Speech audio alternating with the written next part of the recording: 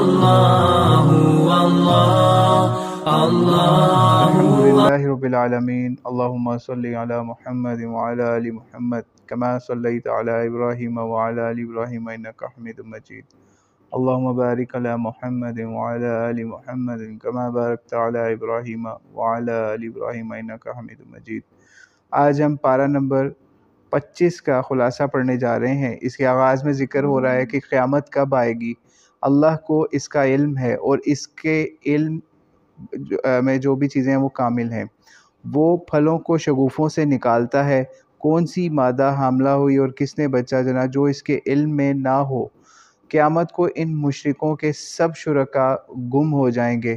انسان بھلائی کی دعاؤں سے نہیں تھکتا، برائی آ جائے تو نا امید ہو جاتا ہے، ذرا دن پھریں تو بڑی ڈینگیں مارنے لگتا ہے، ہم سے پہلو بدل لیتا ہے، پھر ذرا تکلیف آ جائے تو لمبی چوڑی دعائیں مانگنے لگتا ہے۔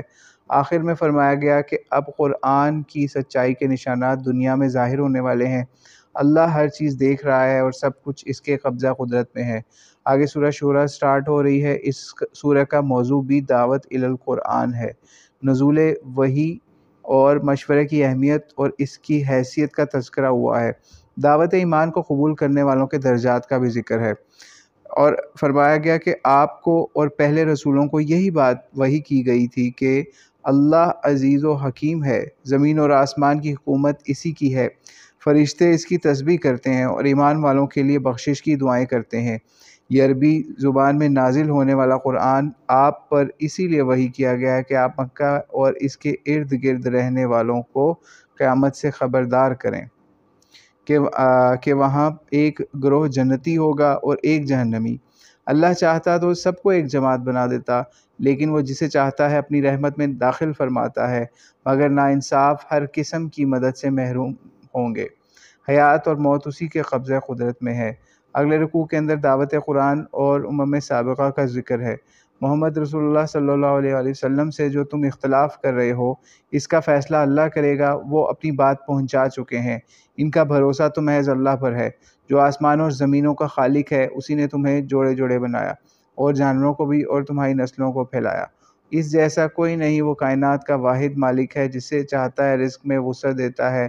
اسی نے تمہاری ہدایت کے لیے اسی دین کو قائم کرنے کا حکم دیا جس کی ہدایت اس نے نوح، ابراہیم اور عیسیٰ علیہ السلام کو اپنے اپنے دور میں دی۔ محمد صلی اللہ علیہ وسلم کی دعوت مشرکوں پر شاق گزر رہی ہے۔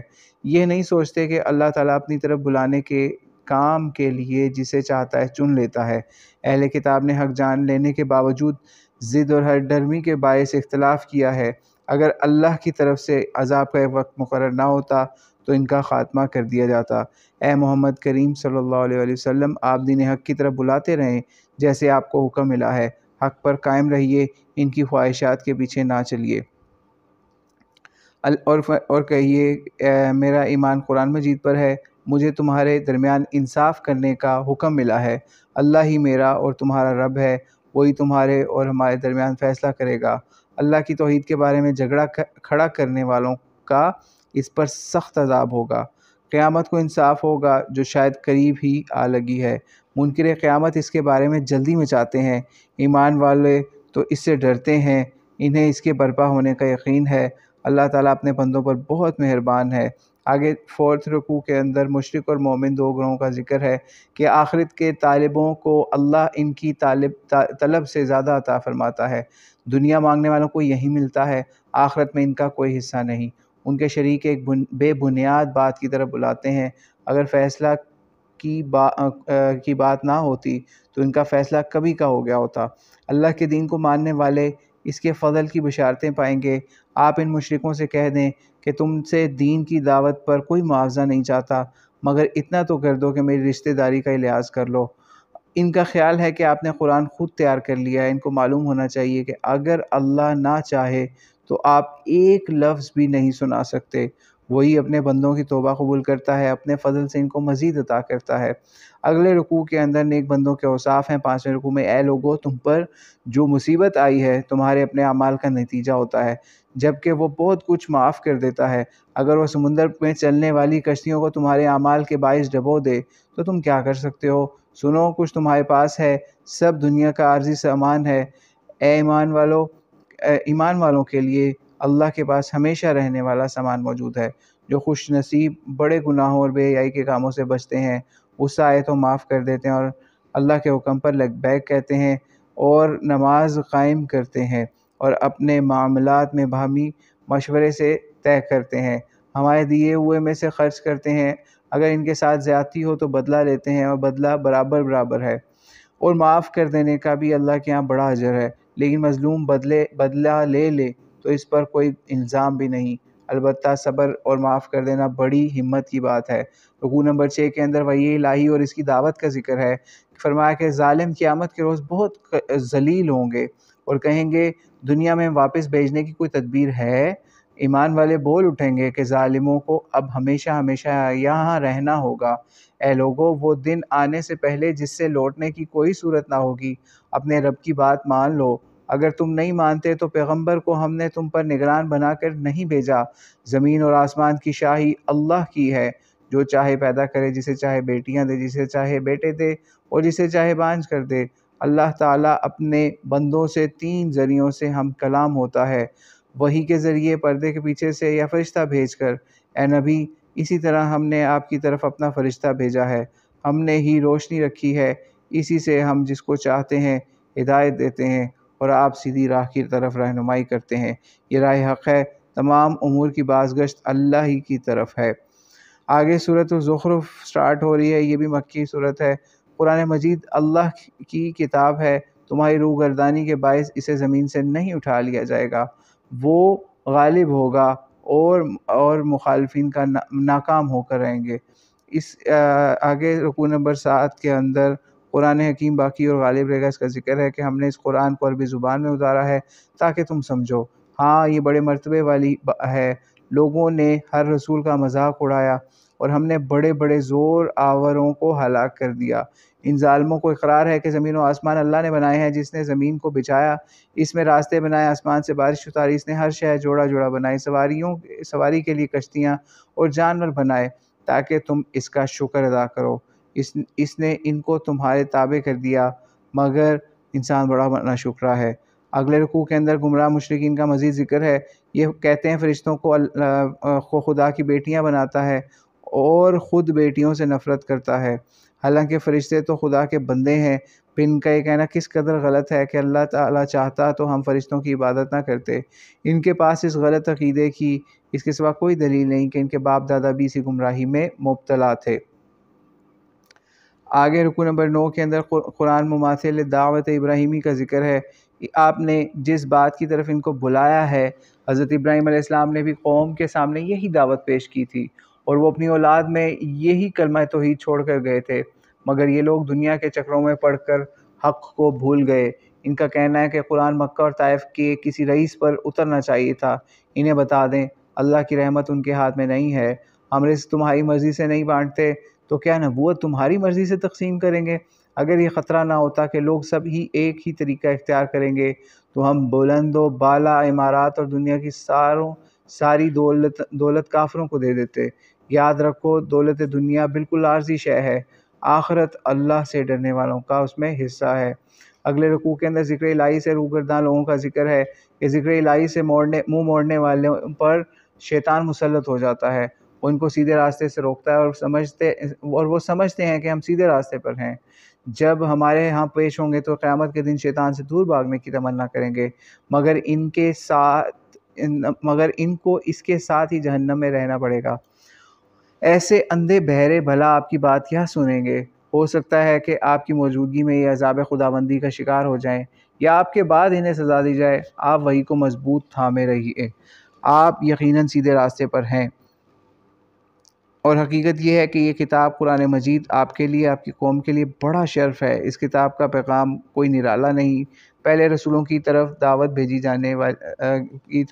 جانے والی کتابوں سے معلوم کر لیجئے کہ ہم نے اپنے سوا کچھ دوسرے کی بندگی کی کبھی اجازت نہیں دی، یعنی شرک کی کبھی اجازت نہیں دی۔ 11ویں رکوع کے اندر دعوت موسوی اور ان کی قوم کا ذکر ہے کہ موسیٰ علیہ السلام یہی پیغام توحید لے کر فرعونیوں کے پاس آئے، انہیں بڑی بڑی نشانیاں دکھائیں مگر انہوں نے انکار کر دیا۔ پھر حضرت موسیٰ سے التجائیں کرتے رہے، اور جب گرفت ہوئی تو حضرت موسیٰ سے پھر انہوں نے دعائیں کروائیں، جب عذاب دور ہو جاتا تو اپنی بات سے پھر جاتے۔ فرعونیوں نے ایک روز کہا یہ شخص اچھا ہے جس کی زبان بھی صاف نہیں، میں تو مصر کا بادشاہ ہوں، سارے خزانوں کا واحد مالک ہوں، اگر یہ رسول ہوتا تو اس نے بھی سونے کے کنگن پہنے ہوتے یا فرشتے اس کی مدد کو آتے۔ اس طرح فرعونیوں نے ہمیں ناراض کیا تو ہم نے ان سے انتقام لیا اور انہیں بعد میں آنے والوں کے لیے نمونہ بنایا۔ اگلے رکوع میں حضرت عیسیٰ سے قوم کا سلوک بتایا جا رہا ہے کہ قرآن میں حضرت عیسیٰ کے ذکر پر انہیں اعتراض ہے کہ لوگ ان کی پرستش کرتے تھے۔ فرمایا حضرت عیسیٰ تو ہمارے بندے تھے، ان پر ہم نے انعام فرمایا تھا، وہ قیامت کی نشانی تھے، ان کا پیغام یہی تھا کہ اللہ کی عبادت کرو اور میری اطاعت کرو۔ توحید الہی میں اختلاف کرنے والے ظالم عذاب الہی کے مستحق ہوں گے۔ قیامت کو سب دوستیاں دشمنیوں میں بدل جائیں گی، وہاں پرہیزگاروں کی دوستی وہاں پر ہی صرف کام آئے گی۔ رکوع نمبر 13 کے اندر نیکوکاروں پر انعام الہی کا ذکر ہے کہ اللہ کریم اپنے بندوں سے فرمائے گا آج تمہارے لیے خوف اور غم کی کوئی بات نہیں، جنت تمہاری منتظر ہے، یہاں تمہاری ہر خواہش پوری ہوگی۔ اور آگے فرمایا گیا کہ وہاں داروغہ دوزخ سے درخواست کریں گے لوگ کہ کیا ہی اچھا ہو کہ رب ہمیں موت دے دے۔ وہ کہے گا اب تمہیں یہاں ہی ٹھہرنا ہوگا کیونکہ تم دنیا میں حق سے نفرت کرتے تھے۔ آپ مشرکوں میں اعلان کر دیں کہ اگر رب کا کوئی بیٹا ہو تو سب سے پہلے میں اس کی پوجا کروں۔ آسمان و زمین کا رب پاک ہے ساری کائنات سے کہ اس کی شاہی یا بادشاہی ہے، اس کے سامنے سفارش کرنے کی کسی کو مجال نہیں۔ اے نبی صلی اللہ علیہ وسلم آپ ان سے درگزر فرمائیے، کہہ دیجئے ان قریب تم کو نتیجہ معلوم ہو جائے گا۔ آگے سورہ دخان شروع ہو رہی ہے۔ اس سورہ مبارکہ کا موضوع بھی دعوت القرآن ہے جس کا نزول مبارک رات میں ہوا۔ اس پر ایمان لانے والے ہی فلاح اور جنت کی نعمتوں کے مالک ہوں گے۔ رکوع نمبر 14 میں احکام الہی سے روگردانی کا انجام ہے۔ ارشاد ربانی ہے کہ یہ مبارک کتاب لیلۃ القدر میں اتاری گئی، جس میں ہر معاملے کا فیصلہ ہماری طرف سے حکم صادر کیا جاتا ہے۔ یہ خدائے سمیع و علیم کی رحمت سے ظہور میں آیا ہے۔ اس قرآن حکیم کے اتارنے کا مقصد برے کاموں کے برے نتیجوں سے ڈرانا ہے۔ جو لوگ غفلت میں پڑے ہیں وہ جاگیں، جو دن آنے والا ہے اس کی تیاری کریں۔ جب گرفت ہوتی ہے تو کہتے ہیں اے پروردگار ہم سے عذاب کو ٹال دیں، ہم ایمان لانے کو تیار ہیں۔ یہ ایسے غافل ہیں کہ ایک حقیقت کو کھول کر بیان کر دینے والے پیغمبر ان کے پاس آیا، پھر بھی یہ اس کی طرف متوجہ نہ ہوئے، اور جب ان سے عذاب ہٹا تو وہی کچھ کرنے لگے جو پہلے کر رہے تھے۔